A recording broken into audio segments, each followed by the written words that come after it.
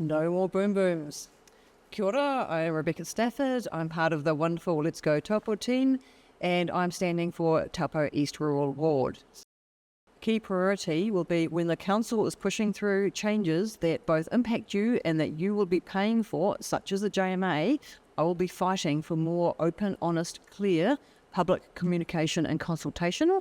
And a related priority is I'll be fighting to make it a legal requirement for councillors to declare conflicts of interest. That is currently not the case.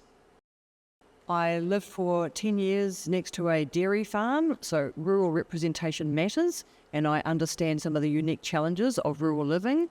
Also, I have an extremely multidisciplinary background, including developing robotic healthcare tech, and I enjoy working with multidisciplinary teams. And I know we can move past the conflict and access the innovative solutions that actually lie within a kaleidoscope of different perspectives.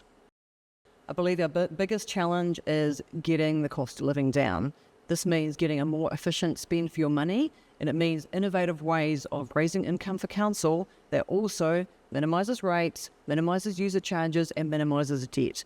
So this means that a vote for Rebecca Stafford is also a vote for no more boom boomers. Thank you.